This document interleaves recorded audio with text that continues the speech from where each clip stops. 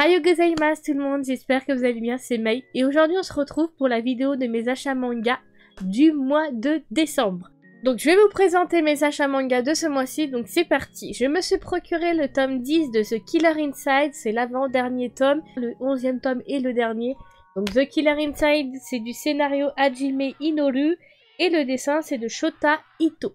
Donc de l'éditeur Kion, c'est un seinen, la couverture est très dark encore une fois. Par contre je suis très déçue parce que je viens de recevoir mon manga et il était plié comme ça, c'est-à-dire qu'en gros il y a quelqu'un qui s'est permis de lire des mangas neufs et de me les mettre. Et je vois que la jaquette est un peu pliée, donc franchement je suis de plus en plus déçue quand je commande mes mangas sur internet. C'est pour ça que la plupart du temps j'essaye de les trouver en magasin à côté de chez moi, parce que au moins je peux vérifier dans l'état que j'ai envie qu'ils soient, parce que voilà, pour moi on achète des choses neuves donc ils doivent être neufs.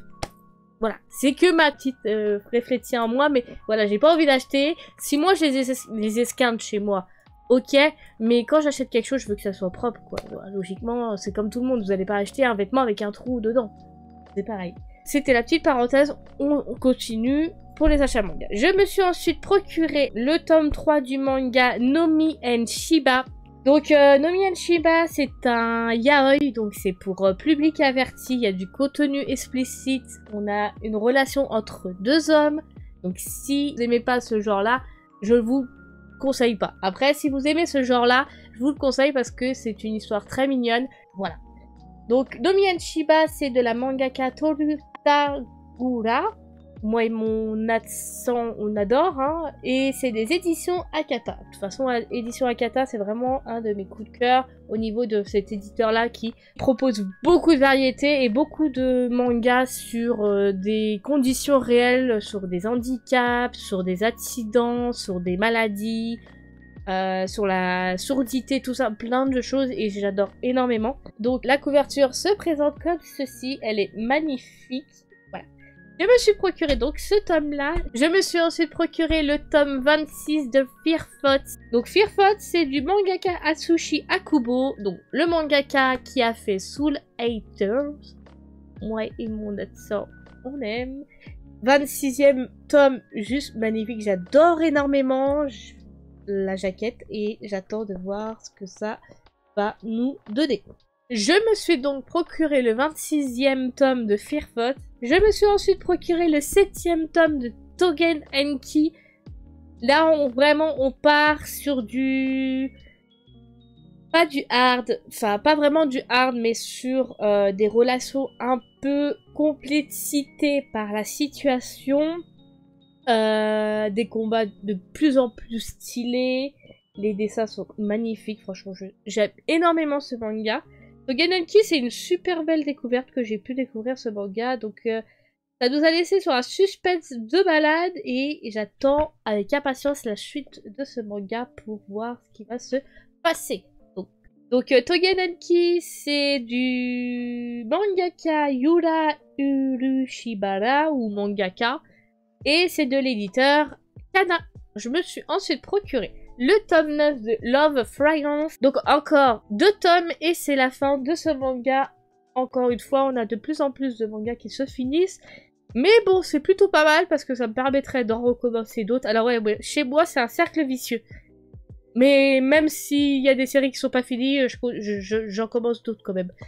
C'est un cercle vicieux. Je finis une série, j'en commence une autre. Mais bon, je pense qu'on est tous pareils. Donc, Love Fragrance, c'est de la mangaka Kintetsu Yamada, de l'éditeur Big Kana, et on est sur le thème life. Donc, là, dans ce tome-là, bah, encore une fois, on y suit notre cher couple qui va se retrouver avec une problématique au niveau d'un des deux personnages. Et voilà, je vous en dis pas plus. Donc voilà, je me suis procuré Love Fragrance. Je me suis ensuite procuré le tome 12 du manga Fairy Tail. Je sais jamais comment on le prononce. Excusez-moi si je le prononce pas encore une fois. On est sur la quête de 100 ans. Le 12e tome. J'ai pas de plus en plus de mal à lire ce manga. Mais je trouve qu'il avance tranquillement. J'ai l'impression qu'en fait ça avance aussi tranquillement que Fairy Tail. Et j'ai peur d'être lassée assez rapidement. Donc j'espère que ça ne sera pas le cas et qu'il y aura un petit peu du rebondissement. Alors j'ai pas encore lu le 12e tome, ça se trouve il y a un rebondissement. Et je vais dire... j'aurais bien fait de me taire. Donc voilà. Le scénario c'est Hiro Mashimiya et le dessin Atsuyo Ueda. De l'édition Pika. Et la couverture, je l'ai trouvée grave stylée et magnifique à la fois. Par la suite, je me suis procuré le 8e tome du manga Beck. Beck, alors c'est un des mangas que je dévore littéralement en priorité. Vraiment, la Beck, c'est... Dès que je l'achète, je suis obligée de le lire le jour même ou même dans les jours qui viennent. Parce que j'adore l'univers musical, j'adore l'histoire. J'adore le personnage Yukio, j'adore le groupe qui se font. Voilà, je vous le conseille si vous aimez la musique. Avec un jeune personnage assez pas naïf, un peu naïf au début, qui se laissait un peu marcher sur les pieds. Vraiment, j'ai beaucoup aimé ce 8e tome. J'ai un petit peu peur que ça parte en cacahuète parce que... ça nous laisse sur un suspense de malade, donc vivement le 9e tome pour découvrir la suite de Beck. Donc Beck, c'est du mangaka Harold Sakuichi et c'est de l'éditeur Delcourt Tongam. C'est une édition parfaite et je sais plus du tout combien il y a de tomes au total. Oh, il y en a 12. Voilà, c'est un shonen. Je me suis ensuite procuré le tome 10 de Spy X Family. J'ai aussi lu ce manga. Parce que c'est une priorité nécessaire. Spy X Family, j'aime énormément l'histoire de Twilight. J'aime énormément l'histoire de Anya, qui me fait taper des barres comme petite fille, très marrante et très tête en l'air. J'aime énormément ce manga. Là, on en apprend un peu plus sur le passé de Twilight. J'ai beaucoup aimé parce que c'est clairement mon personnage préféré du manga. C'est vraiment une histoire très poignante. Franchement, si vous connaissez pas encore Spy X Family, je vous conseille le manga, même si vous avez vu l'anime. Et voilà, j'aime beaucoup. Il n'y a pas d'autre mot à dire que foncez si vous aimez les shonen et les genres un peu espion, guerre, famille, tueuse en série, voilà, des trucs comme ça. Donc Spy X Family, c'est du mangaka ou de la mangaka Tatsuya Endo et c'est de l'éditeur Kurokawa. Et sur la jaquette du tome 10, on a Twilight quand il est tout petit. Il est trop mignon. Je me suis ensuite procuré le 7e tome en édition limitée de Kaiju Number 8 ou Number 8 ou numéro 8 comme vous préférez. Mais peut-être qu'on dit Kaiju Number 8. Donc dans ce petit coffret, donc, qui est présenté comme ceci pour ce 7e tome en édition limitée avec un marque-page en métallique. Donc je crois que derrière il n'y a pas grand chose donc je vais pas le détacher. Avec un ex libri du Kaiju Number 8. 2 planches de stickers que au final bah ils vont rester dans le petit coffret parce que je les utilise pas et que j'ai pas envie de les utiliser parce que ça serait du gâchis. Kaiju Number 8 c'est du mangaka Naoya Matsumoto et c'est de l'éditeur, ce n'est plus Kazemanga parce que Kazemanga a été racheté par Crunchyroll. Donc 7e tome qui se présente comme ceci. Ce tome là m'a déchiré le cœur. J'ai beaucoup aimé ce 7e tome. Je vous montre, regardez-moi ça avec la tour Eiffel. Et après je peux pas vous montrer. Donc là ça nous laisse sur un suspense, beaucoup de combats. De toute façon ça finit toujours sur des suspens, il n'y a pas à dire. Et sur une révélation de fou. Voilà, donc Kaiju Number 8, peut-être un jour il y aura un anime dessus. Je parle du nez, je suis vraiment désolée, hein, mon nez avec les allergies, je sais pas ce que j'ai. Moi j'ai des allergies en plein hiver, enfin j'ai des allergies toute l'année en fait. Je me suis ensuite procuré, là on n'est plus du tout dans les séries en cours. Bon, si, il y aura encore des séries en cours de ce mois-ci, en plus gros format, mais que je vais vous présenter à la fin. Là on est sur du complétage de séries, des séries que j'avais mis en pause. Et une nouvelle série. Parce que j'ai craqué. Et j'entends énormément parler de ce manga là. Donc je me suis dit pourquoi pas. Je me suis procuré donc le 13e tome du manga Like the Breast, moi et mon oncle Lac. C'est un yaoi, donc deux relations entre deux hommes, encore une fois. Donc il y a des scènes assez explicites. Donc, pour public averti, c'est marqué derrière. C'est de l'éditeur Boylows. Donc je vous montre en même temps les dessins. Petit résumé assez rapidement. Qu'est-ce que nous raconte Like the Best? Like the Best nous raconte l'histoire d'un yakuza qui fait la rencontre d'un policier. Il se rencontre tout simplement parce que le jeune yakuza s'est fait voler son slip. Tout à fait logique. Du coup, il essaye de rattraper le voleur et il tombe sur le policier qui, à ce moment-là, il fait sa ronde. Il va tomber sur son charme et du coup, voilà, il va essayer de le séduire. Voilà, tout simplement. Donc, 13e tome présenté comme ceci. Je continue dans le même manga, je me suis procuré donc le 14e tome parce que j'avais pas les deux derniers, donc 13 et 14. Voilà. On reste dans la même mangaka, j'ai pris le 8e tome du manga Let's Pray with the Priest, encore une fois par la mangaka Kutetsu Yamamoto, de l'éditeur Boylows, et la jaquette se présente comme ceci. Du coup, je me suis pris le 8e tome. Normalement, il y a 10 tomes au total, donc les deux derniers tomes devraient sortir au mois de juillet l'année prochaine. Autant vous dire qu'en fait, je me les procure pas tout de suite, parce que, bah, les tomes ne sortent pas aussi souvent que les shonen et les shoujo des autres éditeurs. Je me suis ensuite complété une autre série, je m'étais procuré le premier tome parce qu'un de mes abonnés m'avait parlé de ce manga et je m'y suis intéressée un peu plus et j'ai pris le premier tome et j'ai totalement adoré l'histoire, donc merci à toi si tu regardes la vidéo, bah je te remercie parce que j'ai découvert un super manga et une super histoire. Donc je me suis procuré le tome 2 et le tome 3 que je trouvais pas en magasin sans qu'ils soient esquintés. Là, je vois qu'il y a, malgré tout que je l'ai commandé sur internet, il y en a un des deux qui est esquinté.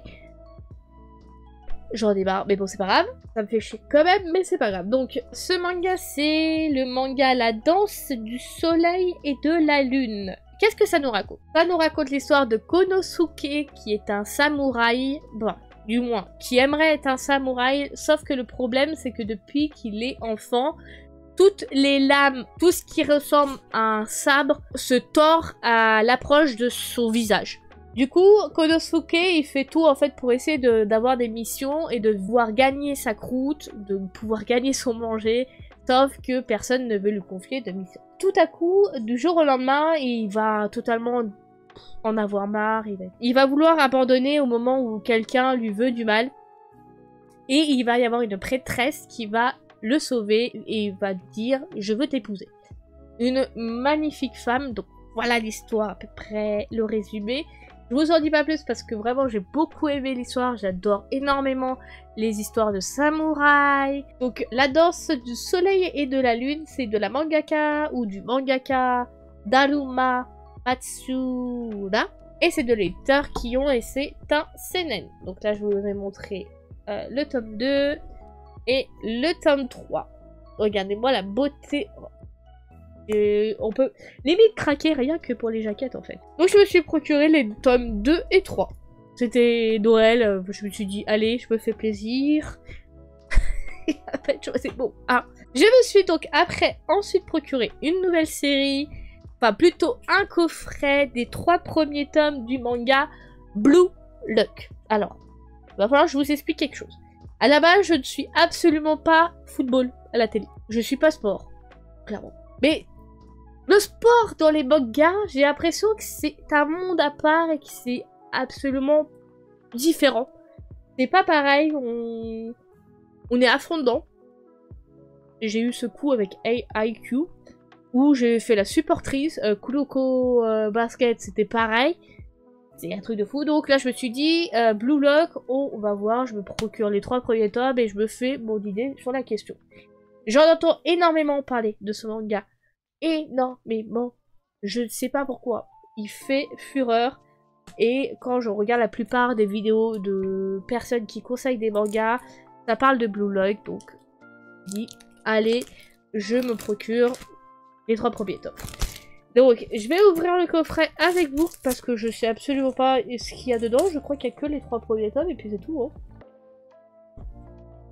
Ouais, il n'y a que les 3 premiers tomes. Je m'attendais à ce qu'il y ait une petite carte ou quelque chose, mais bon, non. Donc là, on a le coffret des 3 premiers tomes de Blue Lock. On a le premier tome. Et il est quand même lourd, hein. J'ai l'impression que c'est fait en papier de... papier en couleur. Le deuxième tome. Et le troisième tome. J'aime beaucoup là, je trouve ça grave stylé pour le moment. Après, à voir si ça va me plaire ou pas. Donc Blue Lock, c'est de la mangaka. Donc il y a le scénario Mineyuki Kaneshido. Et le dessin c'est Yutsuke Nomura. Oui, ma prononciation.